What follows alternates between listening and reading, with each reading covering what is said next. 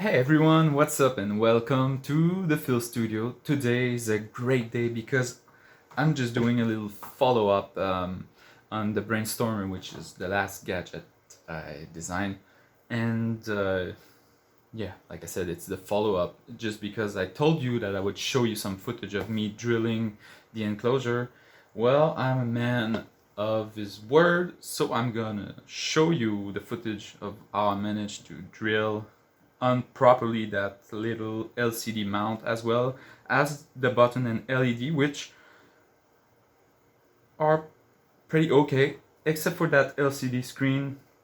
It is far from perfect, but I didn't use any CNC or laser cutting machine, so I'm going to show you that it is possible to do it with a small Dremel and a drill for the button. Like I said, it is far from perfect. Actually, it's a bit ugly, but it's not that bad when you look from like a reasonable distance. But what's important about that, it's that you know that it is not perfect, and this will allow you to improve your skills with the Dremel or the enclosure stuff. And so enjoy.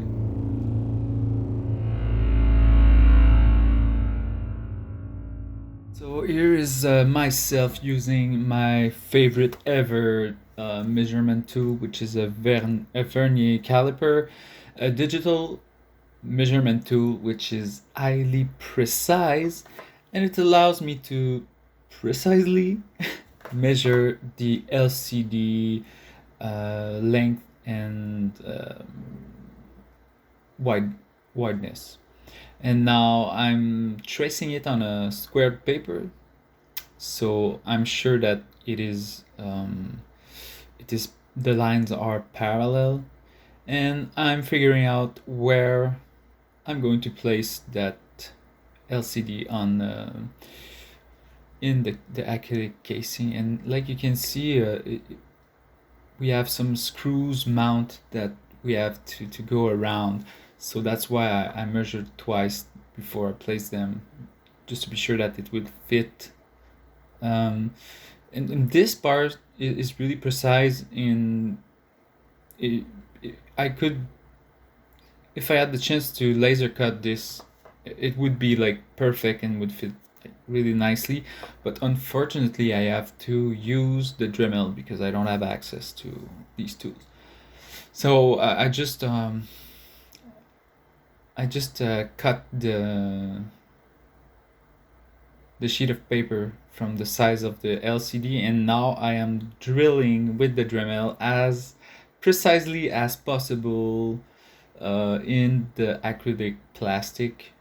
The Dremel can do a really nice job, and it's pretty precise, but still you can have a few millimeters of imprecision, and this can cause like some mess, like the one you saw in the intro.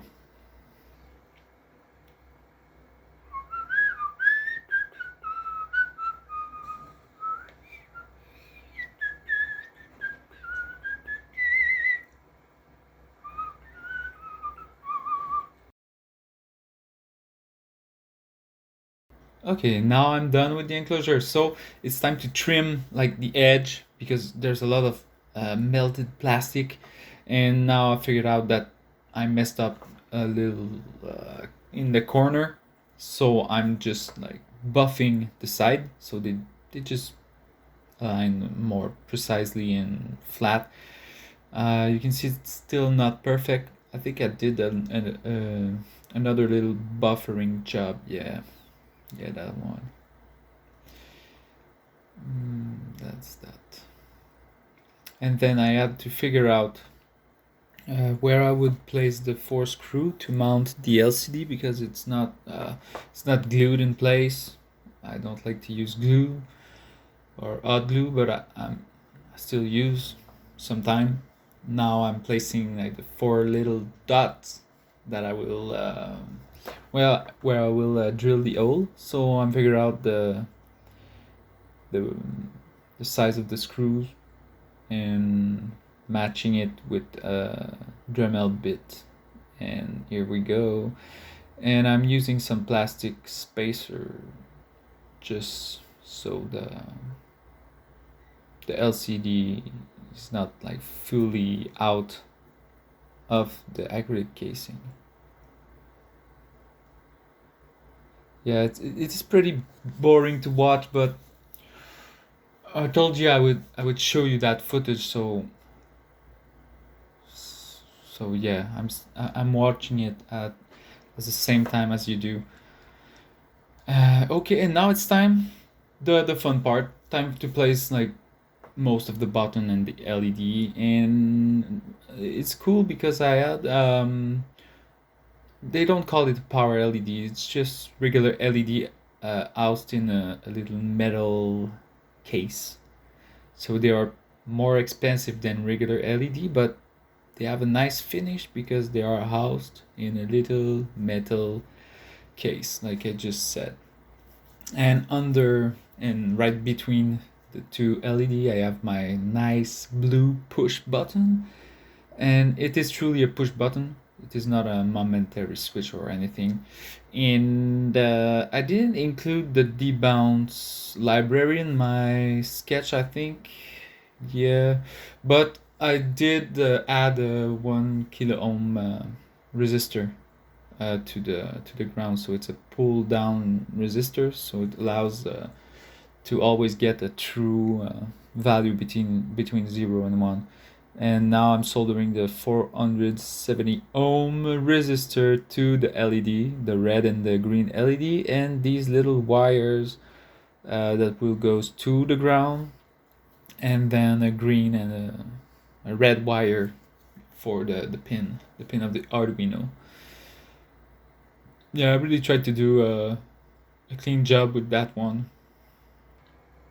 And you see the way I crimped those little ferrules. Now I bought a crimper for those, so I'm really happy I can crimp them properly now with the crimper tool for the ferrule, the small ferrule. Yeah.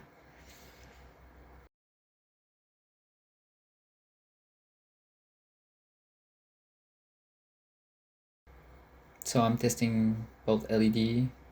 Yep, they work. And this little board, I didn't mention it, but it is my power distribution board, we could say. So I have some terminal screw block in which I input a voltage, which is my battery. It's I think it's I don't know. It's a rechargeable battery, 6.2 volt, I think, and I have some big filtering capacitor, an LED to show that there is power to this board, and then it goes into a LM7805 regulator. This regulator is regulating the voltage, so it takes like mostly any voltage you would apply to the input, and it tries best to output 5 volt.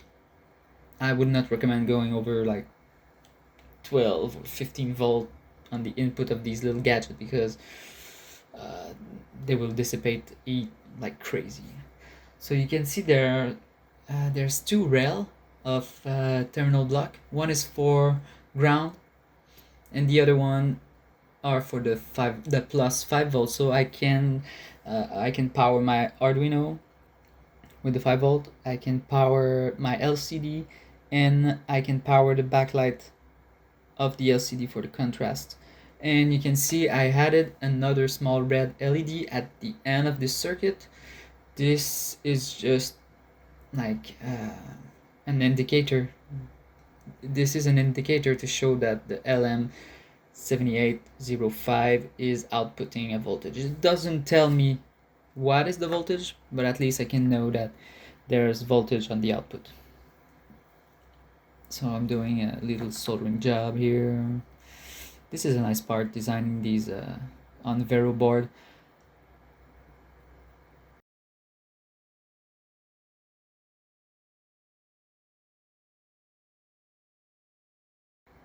Now I'm testing with my bench power supply, so I'm inputting 5 volt, and there's nothing on the output, I think.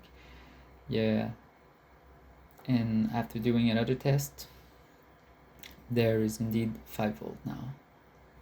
So I input 9.18 volt, something like that, and the output should be 5 volt all the time. So thanks for watching that, and I hope you enjoy. If you have any question or anything, just don't feel shy to ask in the comment section. It's my pleasure, and don't miss the next video in which we're going to go full crazy with the demo of the Brainstormer, maybe next week or in 2 weeks. Thanks. Bye.